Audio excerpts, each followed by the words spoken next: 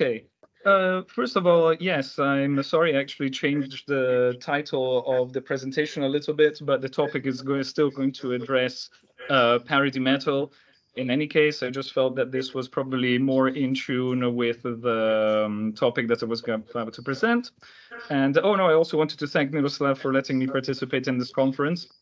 And without further ado, I'm going to start. So, I wanted to address firstly the concepts of parody and transgression and the relations that they actually have. Parody effectively is, generally speaking, an attack or essentially a contrast or probably a reimagination or a reinterpretation, or creates a contrast with decor, thus with the status quo or the normative behavior of a particular state or situation. You can see parody in many various forms, especially when it comes to humor in religion, humor towards politics. The actual original concept of parody in ancient Greece was that of a relationship with the burlesque or humorous poem. But other things that parody tries to do, it also tries to be educational. In some way, it tries to break standards, to reveal something that lies behind it, partially, and partially also tries to downplay seriousness, which is, as far as I can tell, or in my knowledge of metal, something which is very, very strong when it comes to certain fringes of metal, especially when it comes to extreme black metal, or strongly politically or right-wing involved black metal, or strongly satanical oriented and spiritually oriented black metal. This is the reason that I decided to put these black metal garden gnomes as part of my opening presentation, exactly to describe that, to explain or to show that there is effectively a subculture that tries to make a light heart or reinterpret the more extreme forms of black metal in a more jovial perspective.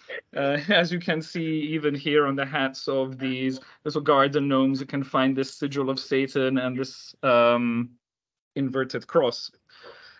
So, continuing. The first band that I would actually want to present, and I will also point out that the bands that I have selected do have to do partially with my cultural background. So there are an Italian and Scottish bands, and they will have to do with their collaboration. Nanowar of Steel, as I'm pointing out, is a parody of Manowar. I mean, the name of the band is a parody of Manowar and Rhapsody of Fire.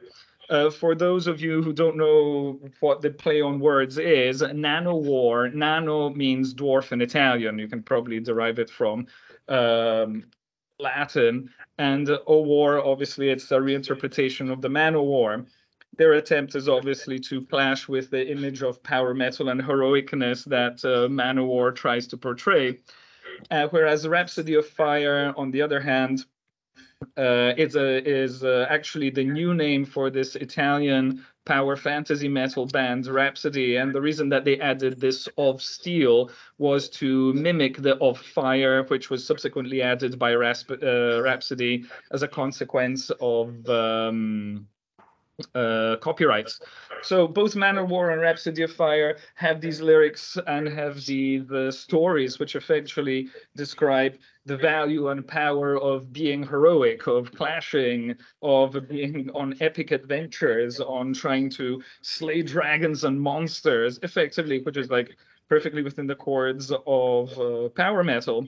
Norwegian reggaeton, which is the one to the right, to the left, excuse me, as you can see, instead it tries to reinterpret this power. It tries to reinterpret this, although it parodies black metal, so excuse me, more in this case, it tries to reinterpret this black metal in the light of this summer style festivity, which is why it created this name Norwegian reggaeton.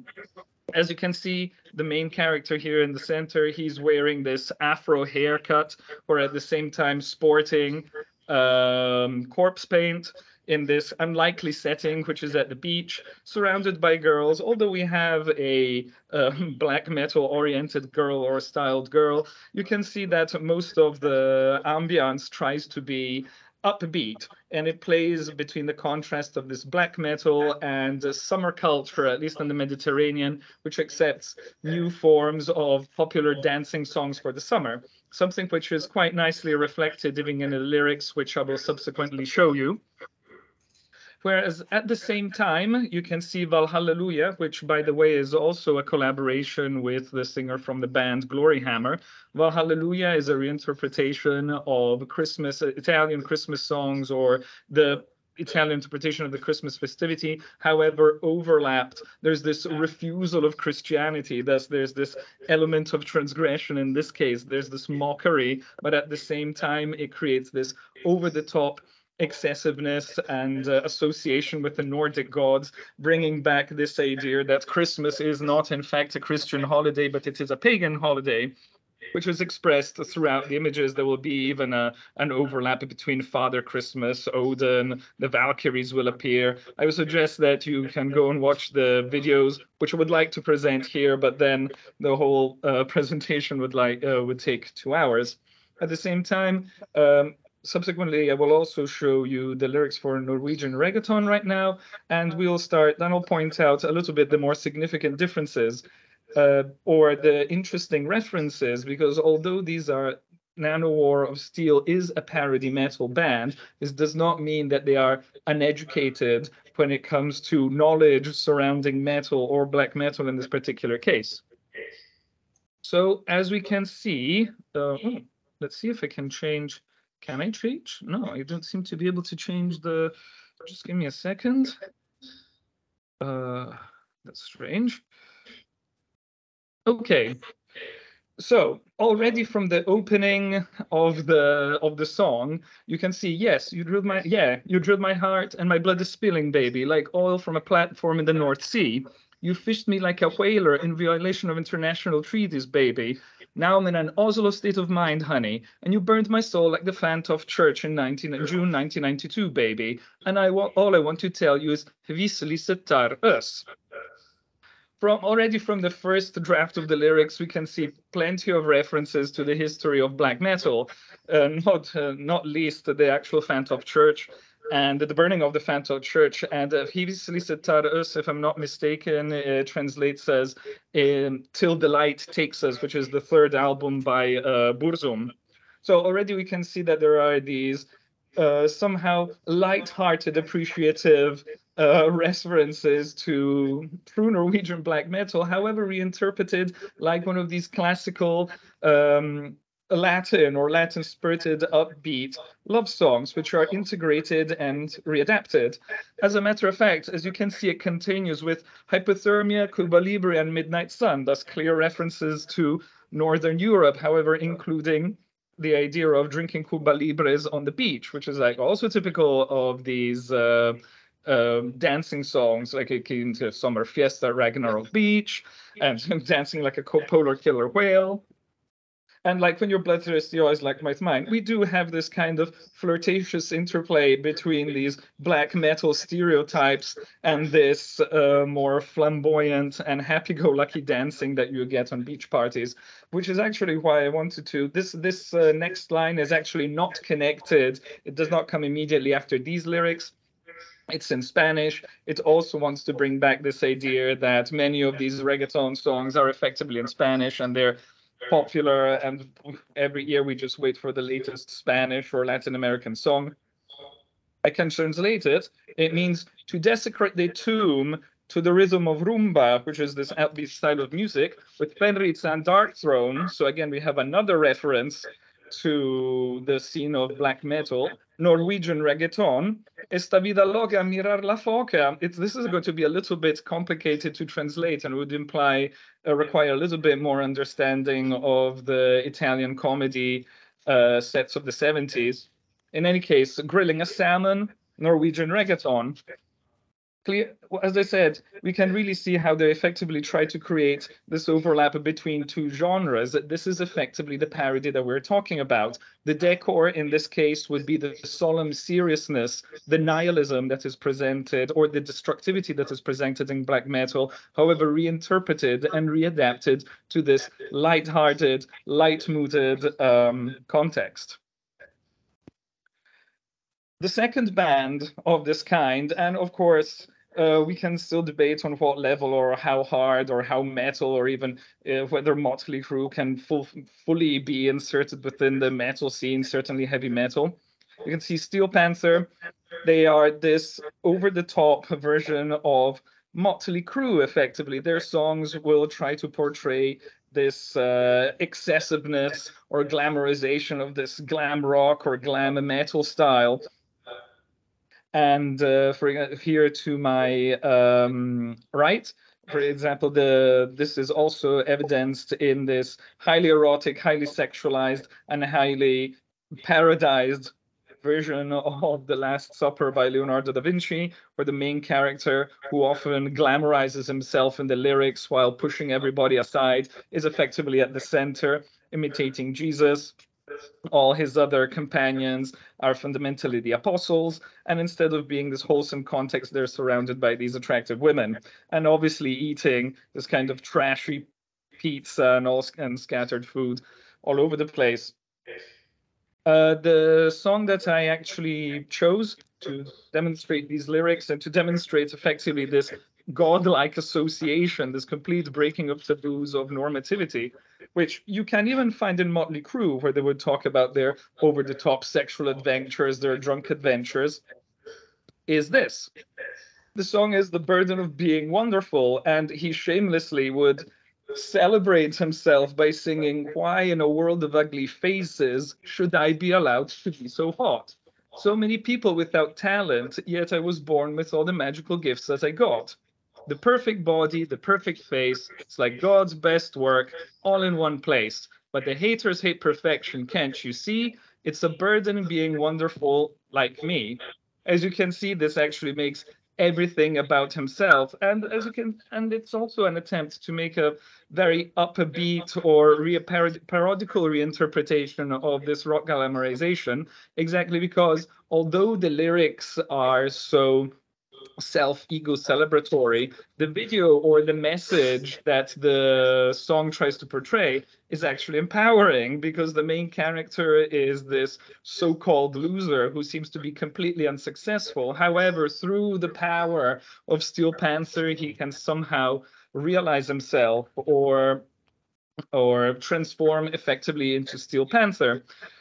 The parody, of course, as we can see, is that although Motley Crue already tried to be glamorous and over the top, the lyrics, the style tries to be even more over the top. You can probably also see some references here or some associations or similarities with the glam rock period of Kiss.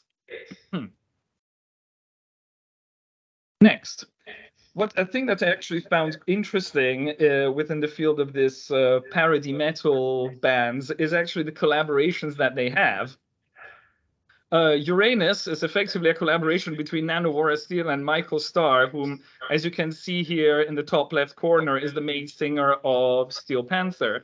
Once again, they will try to use these lyrics to, well, create this kind of association or misunderstanding, innuendos, references, glamorization of this kind of trashiness. And certainly, there's going to be absolutely nothing destructive or nihilistic. On the contrary, the object is always to create this hilariousness and good fun. As you can see, it's a complete mixture of all kinds of stereotypes. We also have cyberpunk, we have these Sailor Moon anime references, and of course, there's going to be this over-the-top glamorization and humorous glamorization of sex. So, as you can see by the lyrics, it's Uranus, Uranus, because I'm an astronomy aficionado. I want to observe Uranus, Uranus, Uranus. My shuttle's fast like a torpedo is going to pierce Uranus. A 6.2-inch telescope held in William Herschel's hands allowed the world to see how wide is Uranus. No more a hobby for the few. Thanks to the astroamateurs, now everyone can enjoy the view of Uranus. The other element of parody that you will find in these lyrics, and which also characterizes parody, is effectively this kind of comedy level association, which doesn't have to necessarily be particularly sophisticated. This is exactly why there is this downplay on the seriousness and on the glamorization of rock and metal. Clearly, they don't just try to be trashy, they don't try to be ignorant, they also try to insert some kind of cultural reference, which is not portrayed entirely here because otherwise it would take too long. But still, they managed to keep a kind of balance, innuendo, association, and humorousness or lightheartedness about very, very basic things that essentially we just laugh about every single day.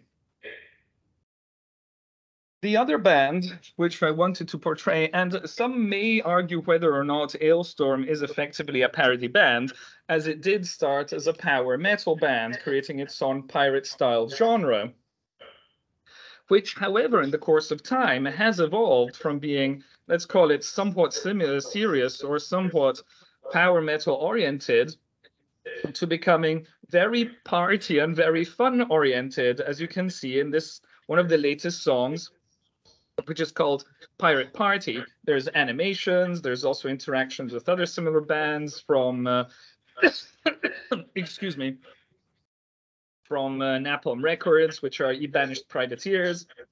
And you can start to see how even in this particular group, there starts to be interplay amongst the various bands, just as if the various comedians would invite each other to each other's shows.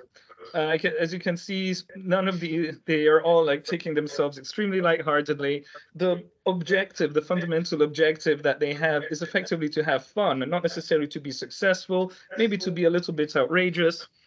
Ailstorm Party is just one such example.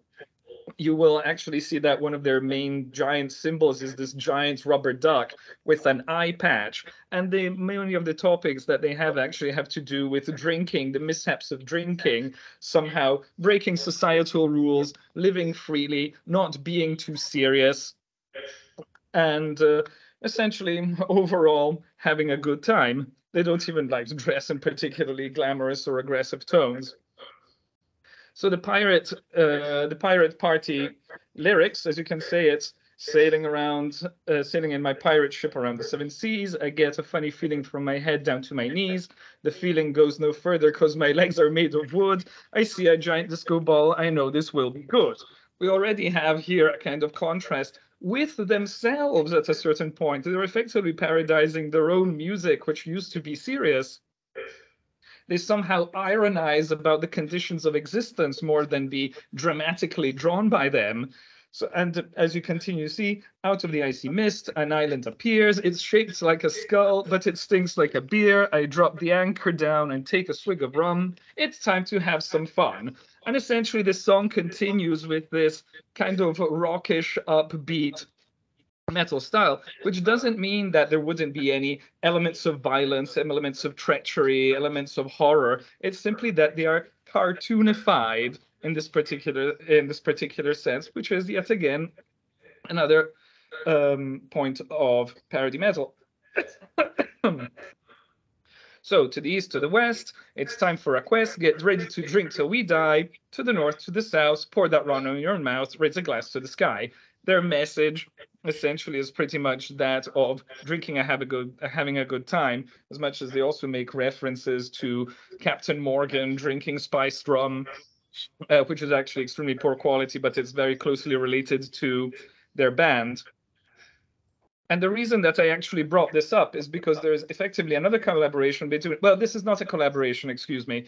This is a reference with the song Sober. So there is a further element of breaking this parody within a parody.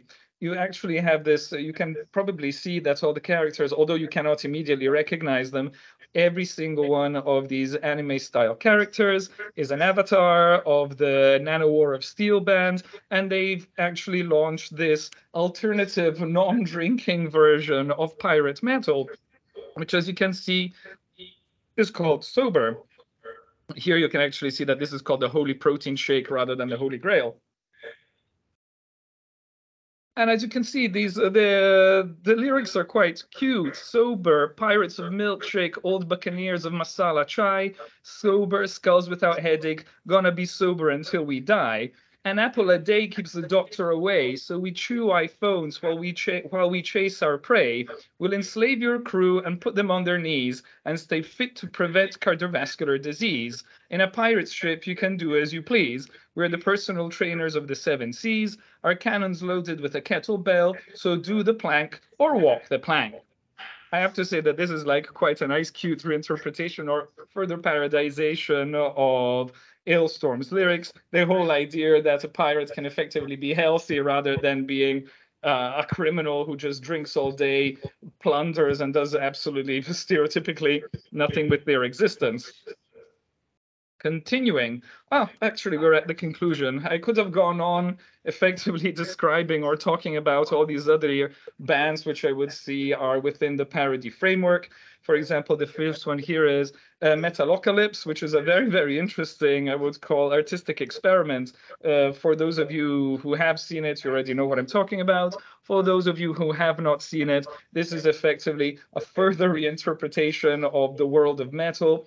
The band, which in this animated series is called Death Clock, is allegedly this incredibly powerful band, one of the greatest sources of cultural expression on the planet. They are completely incapable of doing anything practical except play their music. However, there are effectively 3 albums, as far as I know, by the Death Clock band, and there is effectively a Death Clock band tour, which presents these over-the-top lyrics and excessively brutal imagery. Secondly, there's the Spinal Tap, which is effectively a cult classic of rockumentaries and mockumentaries, which details the adventures of this stereotypical heavy metal band, I would say around the 80s.